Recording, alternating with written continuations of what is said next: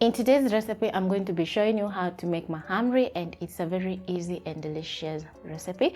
I hope you stay tuned until the end of the video and learn how to make this amazing and delicious mahamri. If you're new here, I'm Scovia and welcome to Infoods Specials, where the recipes are always simple and amazing.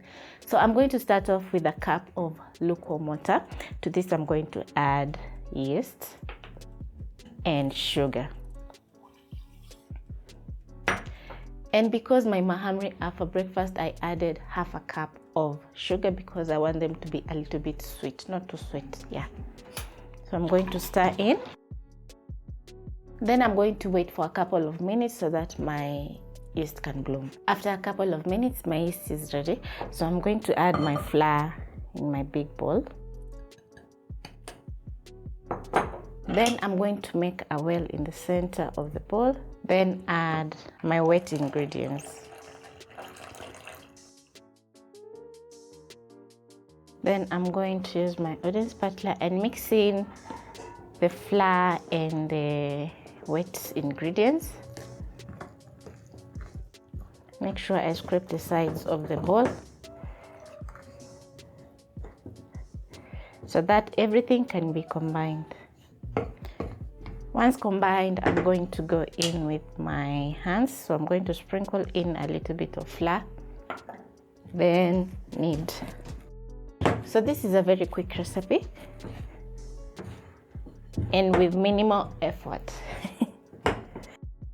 and also minimal ingredients.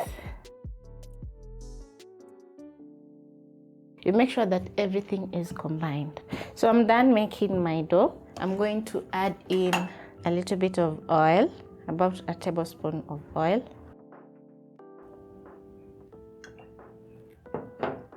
And then I'm going to spread the oil around the dough. And then I'm going to make sure that every part of the dough is oiled. And then I'm going to form a ball in the center of my bowl. And then I'm going to use a kitchen towel, cover this, and let it double up in size for about 1 hour, 30 to 1 hour. It depends on where you're placing the dough. So if you place it in a warm area, it will rise very fast. If you place it in a cold area, it won't rise very fast. So you can keep it in your oven if you had already used your oven, or if it is hot, like now it is very hot, it will just double up in size in a matter of minutes. So my dough is ready. I'm going to give it a little kneading just to release excess air. Then I'm going to transfer this to my countertop.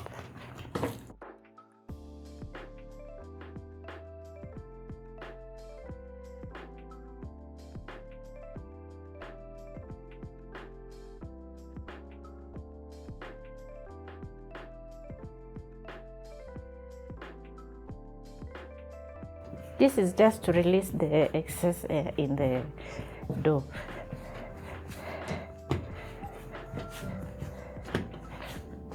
Then I'm going to roll it out just like this, cut into medium size.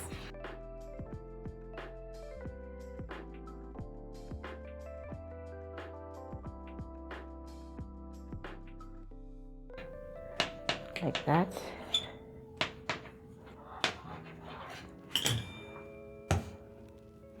Very nice. This is for breakfast actually. So it's going to be a very simple process. Then I'll work on one, and at this point I'm going to switch on my gas. Here I have my frying pan which I've added oil.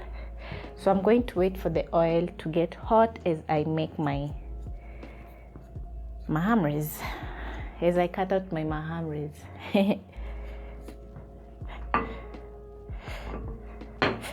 I'm going to use my rolling pin and roll out the dough into a circle. It doesn't have to be circle, but anyway, You have to make it into a circle and then cut out your mahamri.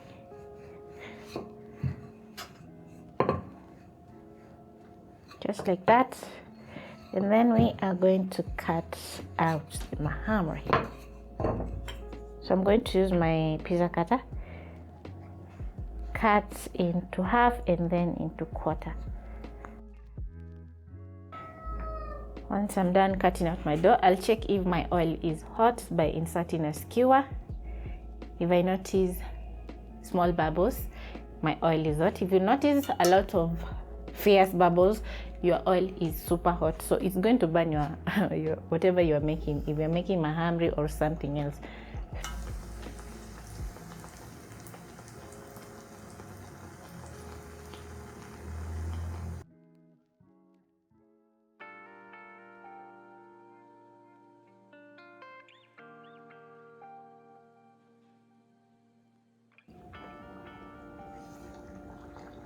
So you carefully place your mahamri so that you don't burn your fingers. Then separate the mahamris using your skimmer.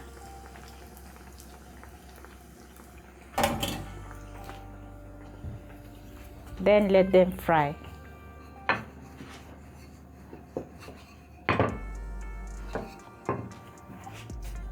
Flip.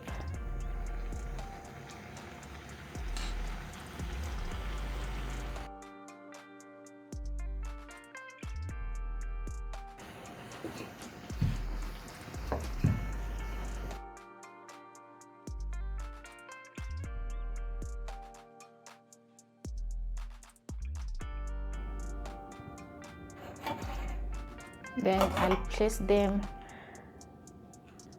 in my baking tin, which I've lined with kitchen towel so that they can drain excess oil.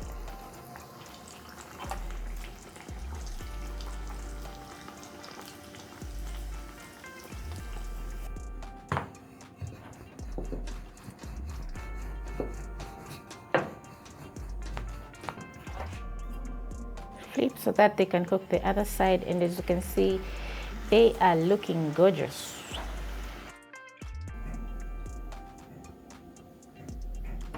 And place them in a kitchen towel. Add some more.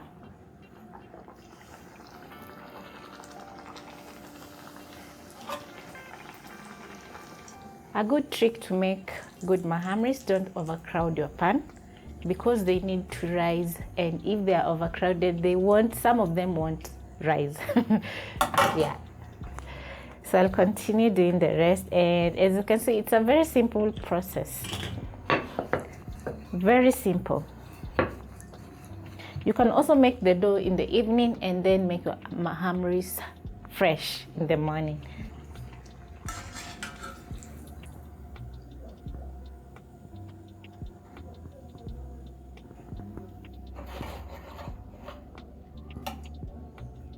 So this is a very simple recipe with minimal ingredients. Actually, I've used 3 ingredients to make my mahamri, and they are good. They are soft, they are aloe, and you'll enjoy them with your tea or coffee. So thank you so much for watching, and catch you on my next episode. And don't forget to give my video a thumbs up.